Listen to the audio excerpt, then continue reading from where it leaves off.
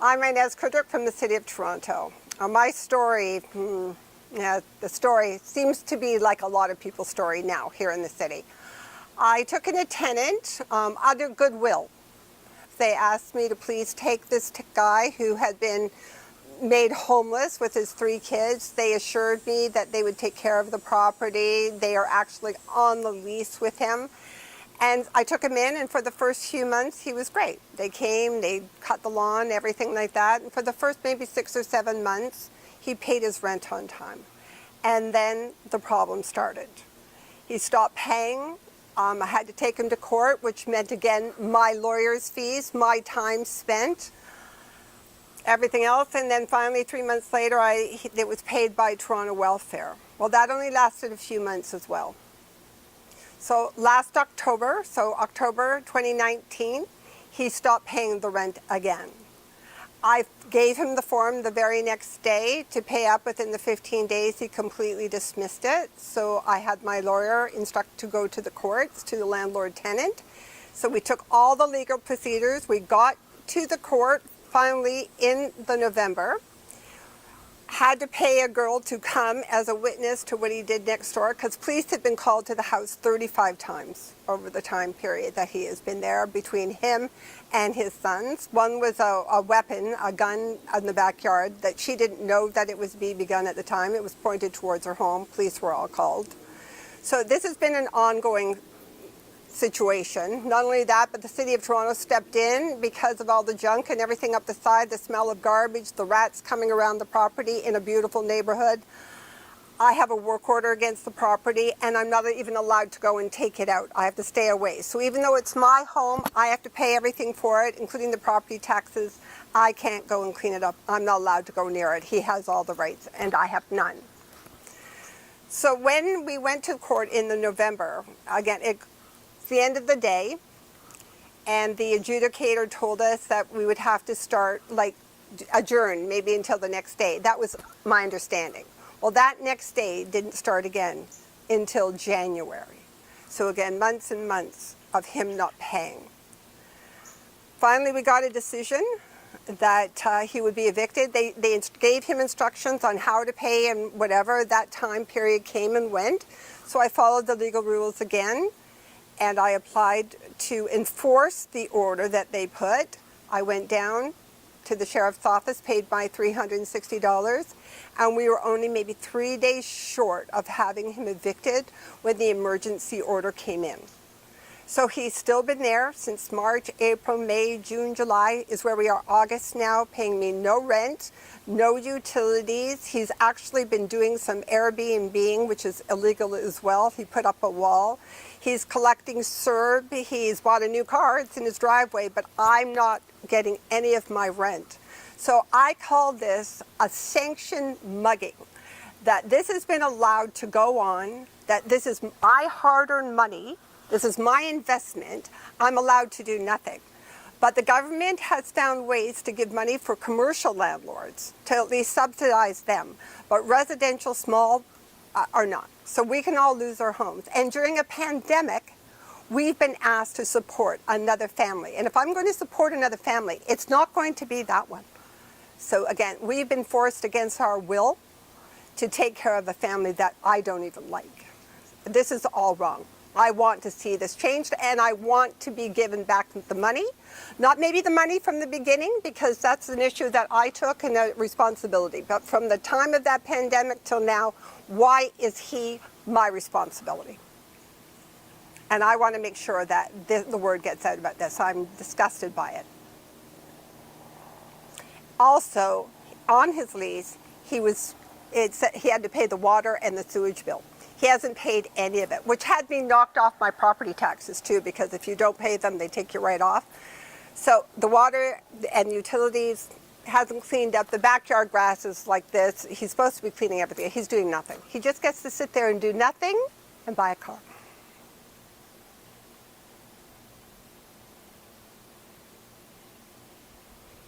How much are the lawyer fees? Wow, so far, because he's done every one of them. $3,700. Was that for the first case or the second? All of them. So, and then I just had another, because I didn't even tell you this, but maybe 3 weeks ago or something like that, he went to the landlord. He said they're allowed to file and pay $50 and saying, oh, we've got a leak in the roof. I told her about it. And so we had a telephone conversation where now my own lawyer told the adjudicator, listen, he just gets to file and she has to pay me $600 for every phone call. And so now they've charged him. And so, but he ain't going to pay. But so that he can't just file arbitrarily. Yeah, so it's about $3,500 all in total, maybe $36 all in total. How many months in total now have you been waiting to have this issue resolved? From the moment he didn't pay the rent, or from March 23rd when The moment he didn't pay rent. October 1st, 2019. So that's how many months? Oh, so now we're moving into, it's 10 months, is that 10? Yeah, 10 months. Yeah, so now we're moving into 10 months, coming up to 11 months that he has paid no rent at all. None. I want to know where I can go sign up for that and not pay, and just go live on somebody else's dime. I call that a human parasite. It's really what I call that, where you get to do that. And everyone knows about it, okay? From our MPP to the Premier's office, to Tory's office, to our councilman, to the Attorney General's office, to the Ombudsman, everybody knows what's going on. We have not been quiet about this at all. I find this just disgusting. And no one can do anything about it. Not our MPP. She goes, well, I'm sorry, I'm MDP. They don't listen to me. I don't even know why she's there, Dolly Buggin. I don't know. She can't do anything, she said. So there is absolutely no hope. So when you go through all the legal routes, you're following all of that, and you still can get no satisfaction. It's not just the money, it's the emotional toll that goes on. It's really just feeling like raped, financially raped, and it's sanctioned.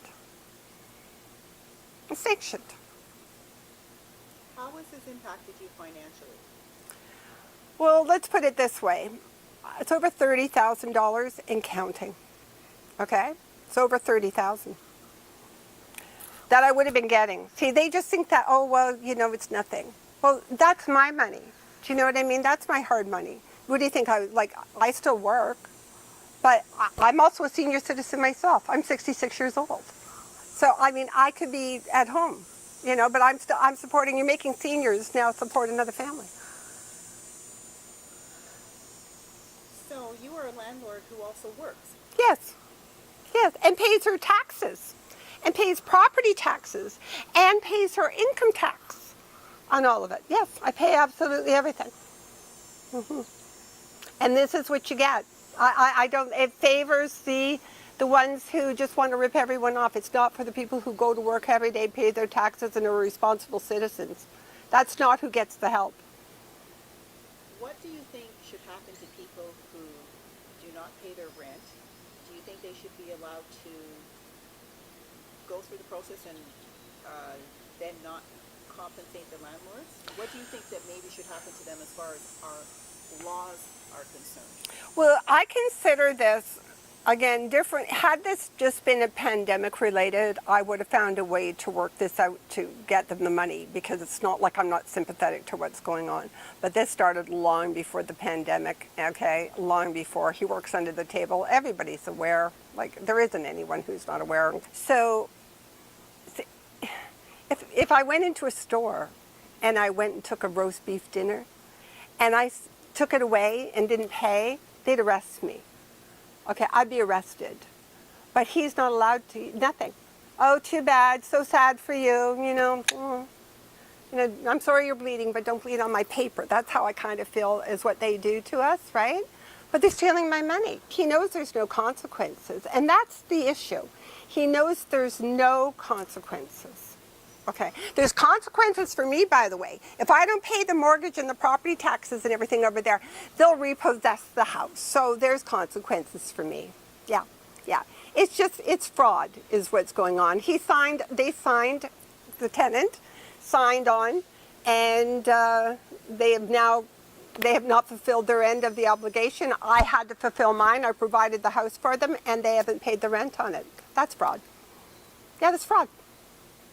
How many MPs or have you contacted? Just my own in this area, because the house is in the area that I live. What is her name? Can you say that clearly? Dolly Bugum, Bugum, Dolly Bugum. Yeah. I spoke to her. So, I mean, we've called her office many, many times, and I've spoken to her personally, and she was very sympathetic to what it is. Yeah, nothing. Nothing.